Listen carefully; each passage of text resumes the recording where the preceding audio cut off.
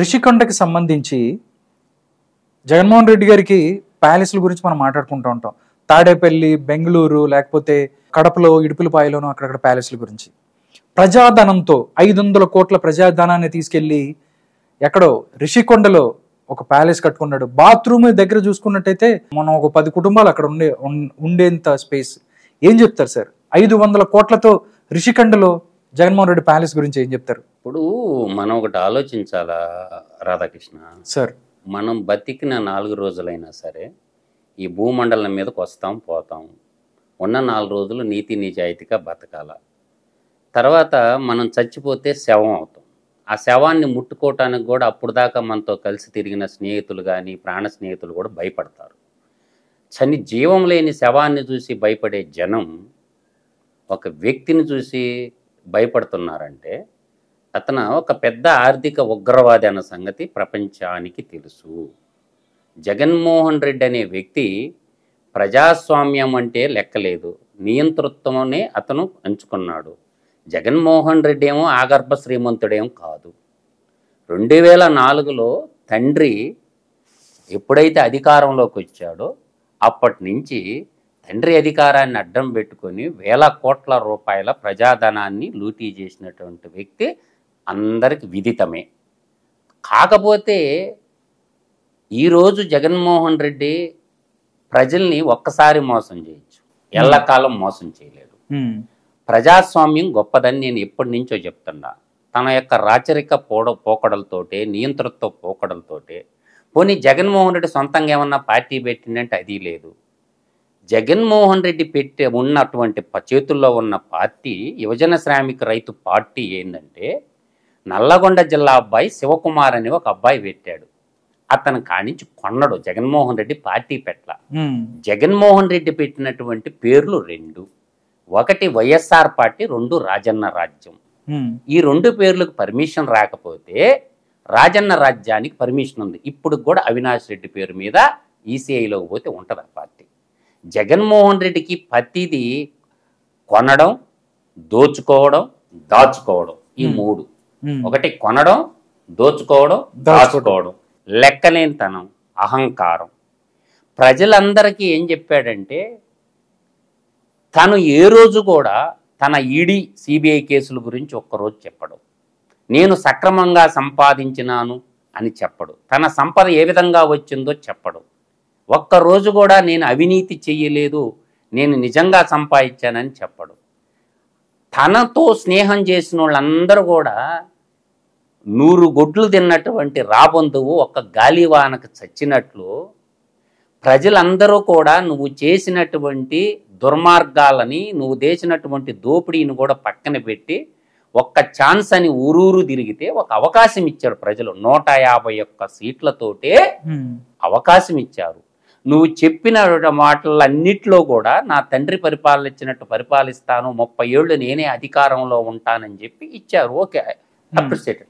ప్రజలు ఇచ్చినటువంటి అధికారానికి ఆ అహంకారం అని తలకెక్కి ప్రజలతో సంబంధం లేకుండా, ప్రజలతో మాట్లాడేది లేకుండా, కనీసం ఎమ్మెల్యేలకు కూడా అందుబాటులో లేకుండా, మంత్రులకు అందుబాటులో లేకుండా ఒక 1/2 డజను క్వార్టరీ పెట్టుకొని, 1/2 డజను క్వార్టరీ, ఆ వ్యక్తుల పేర్లు కూడా నేను చెప్పగలను. Trump Avinash Reddy, Dhanunjaya Reddy, Sajjala Ramakrishna Reddy, Vijayasai Reddy, YV Subba Reddy, Chevireddy Bhaskar Reddy. ఈ 1/2 డజను అలీబాబా 40 దొంగల్లాగా 1/2 డజను దొంగలను చుట్టూ పెట్టుకొని పెద్దిరెడ్డి రామచంద్రారెడ్డి ఆయన ఎప్పుడు ఈయనకి లెక్క చేసిన తత్వం లేదు. పెద్దిరెడ్డి రామచంద్రారెడ్డి వాళ్ళ అబ్బనే లెక్క చేయలేదు, ఈయన లెక్క చేస్తాడు కానీ పెద్దిరెడ్డి రామచంద్రారెడ్డి. అవునా? జగన్మోహన్ రెడ్డి అబ్బనే లెక్క చేయలేదు, పెద్దిరెడ్డి రామచంద్రారెడ్డి ఈయన ఎందుకు లెక్క చేస్తాడు? ఈ కోటరీలో కలిసి వీళ్ళందరూ రాష్ట్రాన్ని ప్రజలకి సంక్షేమం అనే ముసుగు ఒకటి తగిలించుకొని ఏది వీళ్ళ ఆస్తులు ఏదో అమ్మిచ్చినట్టు, ప్రజలు పన్నుల రూపంలో కట్టినటువంటి డబ్బుని కస్టోడియన్ ధర్మకర్తగా ఉండాలి. వీళ్ళు తాగే వాటర్ బాటిల్ కూడా ప్రజలు ఇచ్చినటువంటి డబ్బే. ప్రజలకు సేవకులకు కాకుండా ప్రజలందరినీ చిత్రహింసల పాలు చేసి పోలీసులను అడ్డం పెట్టుకొని పేరుకే హోం మంత్రి ఏది సుచరిత, ఆమెకు హోం గార్డును ట్రాన్స్ఫర్ చేసే పవర్ కూడా లేదు. దానికి ఎవరు బాసు? కసిరెడ్డి రాజేంద్రనాథ్ రెడ్డి యొక్క ఇంకొక చుట్టం ఉన్నాడు, కసిరెడ్డి రాజశేఖర్ రెడ్డి అని. ఈ కసిరెడ్డి రాజశేఖర్ రెడ్డి ఎవరు? ఈ లిక్కర్ మాఫియాకి డాన్. ఈ ఇసుక మాఫియాకి డాన్ ఎవరు? జగన్మోహన్ రెడ్డి తమ్ముడైన వైఎస్ అనిల్ రెడ్డి. అర్థమవుతుందా? వీళ్ళందరిని అడ్డం పెట్టుకొని వేల కోట్ల రూపాయల ప్రజాధనాన్ని లూటీ చేసినటువంటి ఈ దొంగలందరూ ఇప్పుడు ఎందుకు గజ గజ గజ వనగతున్నారు? నువ్వు అడిగిన పాయింట్ ఏంటంటే ఋషికొండ 500 కోట్ల రూపాయలు. సరే 500 కాదు, అసలు ఋషికొండ ఒక టూరిజం స్పాట్.